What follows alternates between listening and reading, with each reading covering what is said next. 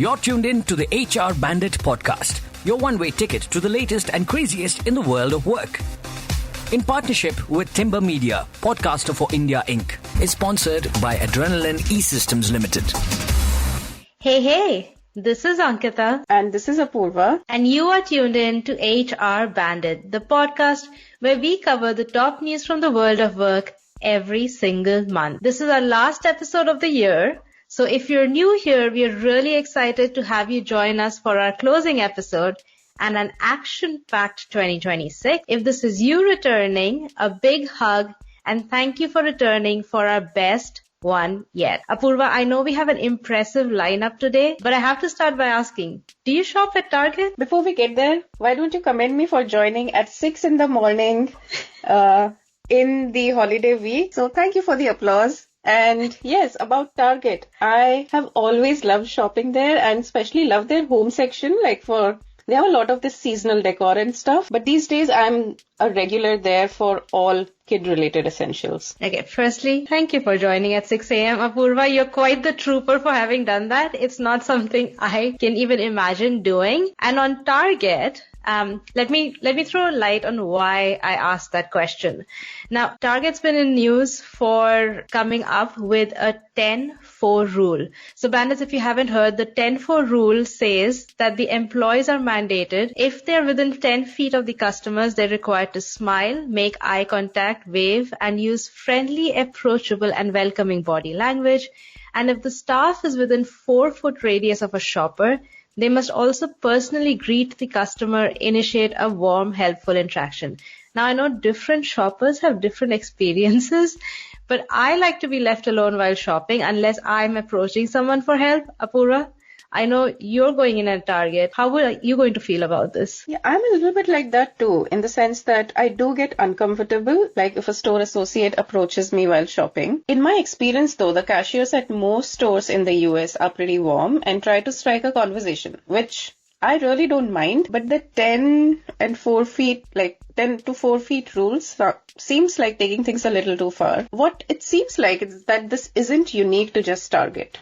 So Walmart has a 10-foot rule and Disney theme parks have a 10 and 5 rule. So it looks like, if anything, Target is late to the game. Look, I've never been to a Walmart and nor a Disney theme park. And I don't like the fact that you brought up Disney theme parks because now I want to go. But before I go away with the fairies, Apoorva, let's get into our big 3 stories from November. All right. So first up, Microsoft is expanding its internal integrity portal to include a new feature called Trusted Technology Review to allow employees to report concerns about how the company's technologies are developed and deployed. For our second story, Singapore joins the expanding list of countries looking to increase their retirement age. And for our third story, we are covering Netflix's age-old keeper test and what other organizations can choose to learn from them. And bandits, November definitely kept us busy. There were a lot of pieces of news that we had to sift through. So I'm going to start with Microsoft, which is a company that's found a way of creeping into our top 3 headlines almost every single month. This month, they made news for introducing something that they're calling the Trusted Technology Review. Now, 2 months ago, in our September episode, we covered Microsoft's firing of 4 employees who participated in protests on the company premises against the firm's ties to Israel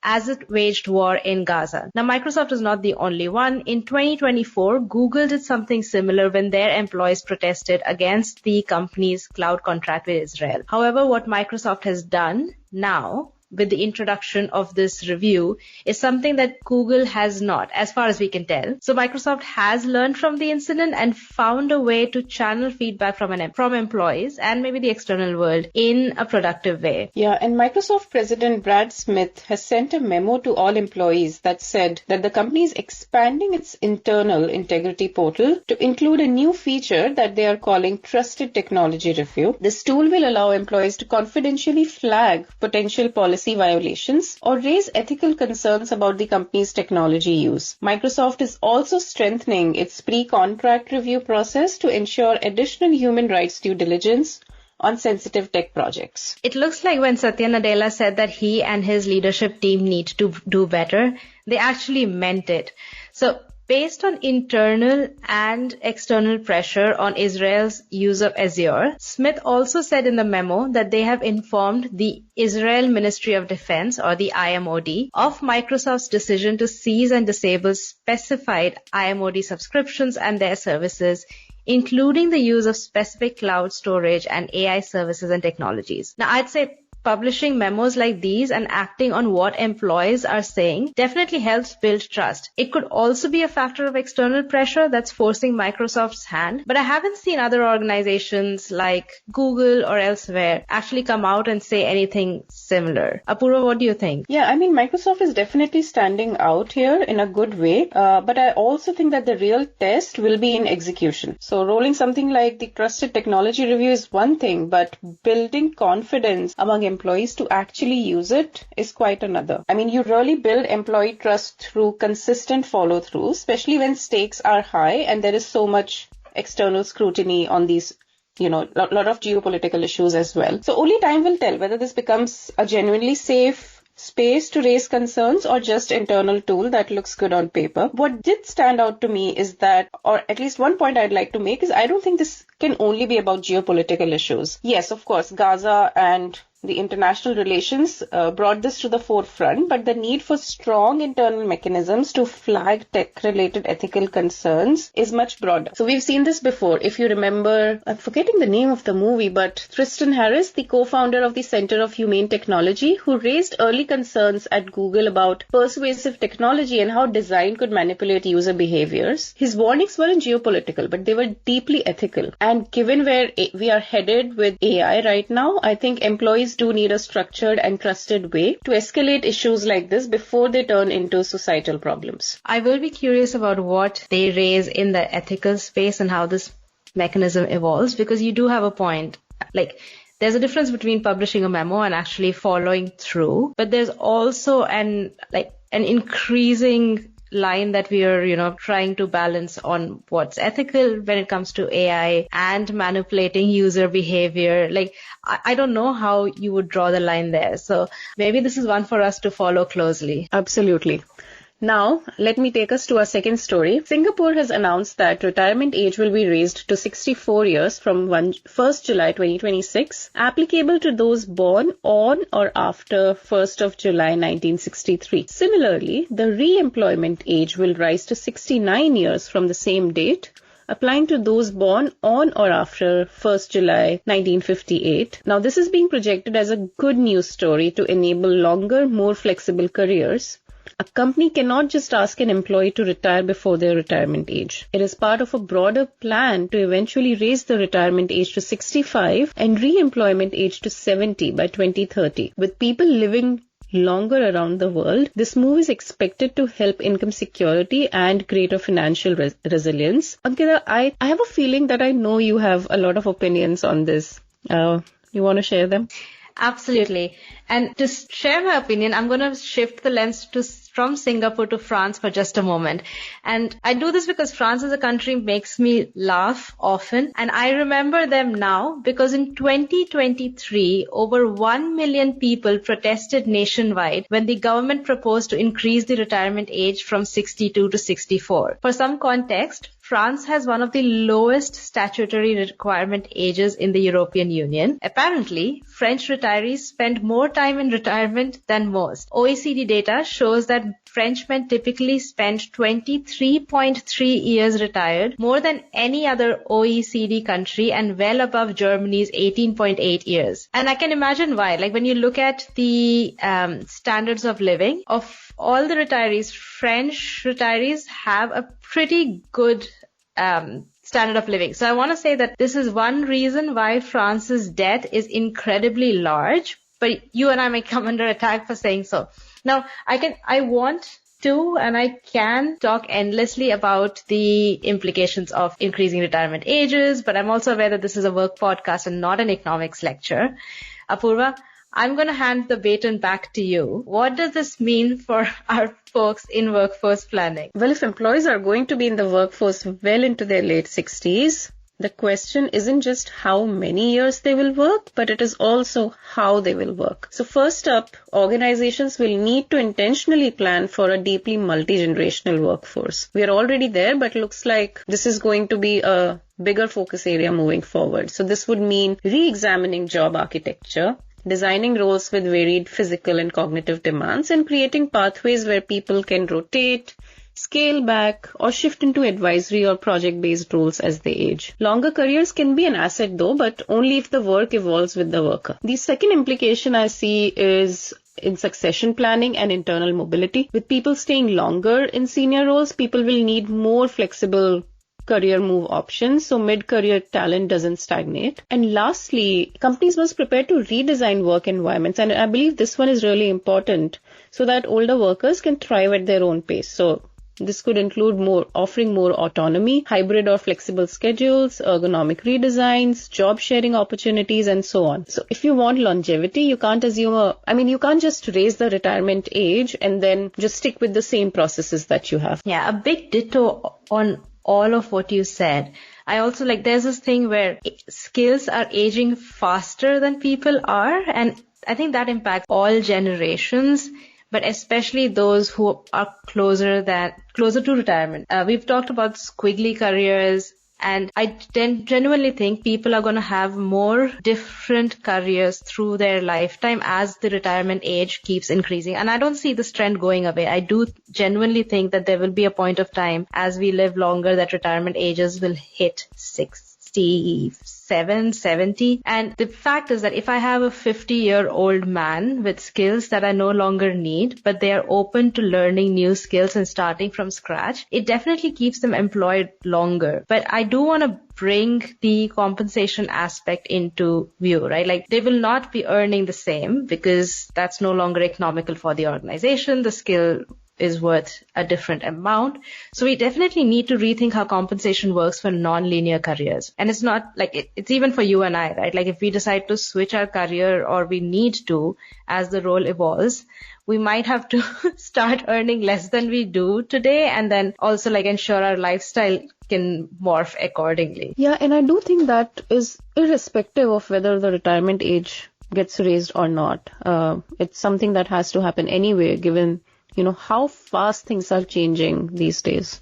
Skills are becoming obsolete. It feels like they're becoming obsolete by the hour. Absolutely. Okay, so let me take us to our final topic, which is about the Netflix's Keeper test. Now, while this isn't new, it came back into the spotlight after Netflix's CTO, Elizabeth Stone, spoke about it on a podcast recently. She doubled down on the idea that Netflix doesn't do formal performance reviews. Instead, they rely on continuous feedback and the Keeper test to decide who stays. What's really interesting is how the Keeper test has evolved over time. When it first entered public conversation through the Netflix culture deck years ago, it was positioned like a hard-edged rule. In quotes, if a person on your team were to leave for a similar role elsewhere, would you fight hard to keep them? If the answer was no, Netflix believed that you should part ways with that employee with a generous severance. Over the years, though, that idea has become more nuanced. It's less about a snap judgment and more about building a culture of ongoing conversations where both the manager and the employee constantly evaluate their fitment, contribution, and excitement for the work. Honestly, compared to what most organizations do and are doing right now, this is a radical contrast. In a lot of organizations, managing out underperformers becomes a bureaucratic maze where organizations are buried under there's PIP, there are forms, there are documentations, there are grievances raised, and it's just an endless HR checklist. And then by the time someone is finally managed out, there are some burnt bridges. Whereas this approach, I think, puts a lot of responsibility on the managers to give timely feedback and be direct and thoughtful. But it's also I think there is a better understanding on both sides of what's happening and why. I do think if some organization is implementing this, there have to be a lot of checks and balances so that, there aren't biases or politics that come into the picture. And I think Netflix manages to do it because from what I've heard. Now this, we would love someone from Netflix to actually tell us how much of this is reality versus just news. But it does look like Netflix has strong psychological safety. Otherwise, continuous feedback like that can become continuous threat. Yeah, and what I also like about it is that this isn't just top down. Apparently employees are also encouraged to ask, would I fight to stay here? Am I excited? And do I still want to be on this team? So it's not just like a one-way street where only the manager can enforce the rule. The only thing that worries me though is I feel like if managers don't have the right skills, the right abilities to like you said, if there are biases that could come in, I feel like it can be grossly misused. So realistically, I feel this model would work well in small to mid-sized organizations where leaders are closer to the ground, talent conversations are more transparent, and cultural consistency is easier to maintain. But in large corporations with layers and layers of managers and very uneven leadership capabilities, the risks of misuse could be really high. Maybe that's why all the organizations around the world are indulging in layoffs to become small and mid-sized with closer to the ground and lesser layers of leadership. Having said that, like, I genuinely think that the litmus test of whether a concept like this works or not is Reddit. So my first natural instinct when I heard about this is to go to Reddit and say, hey, what are people saying about it? And I was very surprised that wherever there was a mention of the keeper test, they weren't negative comments. They were actually positive feedbacks from both employees as well as candidates. So usually on policies like this, there's always a fair amount of employee backlash. So Netflix is definitely doing something right. I am still curious about how rigorously they actually implement this. Yeah, now, I'm making a mental note of going to Reddit and Blind after this and doing some research. Anyway, so that was a lot, but it wasn't all. So here's what else you should know before we let you go. Keeping in trend, Jeff Bezos joined as the co-CEO of a new AI startup called Project Prometheus along with Vic Bajaj. Now we don't know a lot about the startup, but we definitely know that it has two CEOs. So if you remember Bandits, we covered co-CEOs as a topic in the last pod. Second, when Paramount Skydance offered its employees a choice between returning to office 5 days a week or taking severance, 600 employees packed up their bags and left. And lastly, the Italian parliament approved a new law on AI, the first of its kind in the EU. The AI law, which will enter into force on October 10, sets the core principles governing AI and its use, establishes the responsibilities for governance and supervision in Italy, providing for specific rules in critical sectors such as healthcare, public administration, justice, labor, IP, and criminal law. Yeah, it is definitely because you mentioned the AI law, there's also the EU, which is making news for slowly relaxing some of its GDPR guidelines, keeping in mind AI. So it is interesting. Now, November had a lot going on. I hope December slows down and lets us off the hook so that if we don't do a top 3 stories and we're doing a predictions pod, we're actually not missing anything, but only time will tell. And Apoorva, apart from kudos for waking up at 6 a.m., also a big kudos for not having an episode that's dominated by AI. Not so fast. I'm going to bring up Microsoft once more. So I was looking at their list of jobs that are safe from AI for now, and it made me think that I need to pick up a few more skills. So which skill are you going to perfect over the holidays, Ankita? Apurva, I think AI can very well take over any job I can do. And the only one I could find on that list that I could probably scrape through is house painting and dishwashing. So I'm guessing when they say dishwashing, it means stacking the dishwashers appropriately. But Bandits, you should go through that list and find something that you can upskill in. I was actually thinking I should try tire replacement and repairs. Apoorva, what are you thinking? If you're doing tire replacements, I wish I could move near you. But, I think I would love to take up landscaping because I like gardening and I feel like it's an adjacent skill. So if I end up having a yard someday, I think it's a skill I could put to good use. Apoorva, I hope you realize that's a lot of playing with mud and your daughter might just join you while doing that. Okay. I know I said, I asked our bandits to look at the AI list and jobs that can be replaced. But if the universe had to give us a Christmas gift or some of the bandits listening on the show, Apoorva, what would you ask for? Can we save that as a suspense for next one? I feel like at this point, I would say I would love for more sleep, but I'm going to share my more serious response in the next one. Apoorva, maybe not the next one because that will come out in Jan. Let's put it on our LinkedIn post. So Bandits, if you feel generous and want to buy us a coffee or maybe just buy us a gift, watch out on LinkedIn to know what's on Apoorva and my wish list. And with that, oh wait, how can you ask me what's on my wish list? And well, I just said I'm also going to share mine on LinkedIn. That's why I said, like, your post will have your Christmas wish list. Mine will have my Christmas wish list. And, Bandits, this may be the last you hear from us this year. So I really hope you take a break before the year ends to reflect on all of the wins. And we hope to see you on the other side. And on behalf of NHRDN and Ankita, this is Apoorva wishing you happy holidays. And we are out. You're tuned in to the HR Bandit podcast, your one-way ticket to the latest and craziest in the world of work. In partnership with Timber Media, podcaster for India Inc., is sponsored by Adrenaline E-Systems Limited.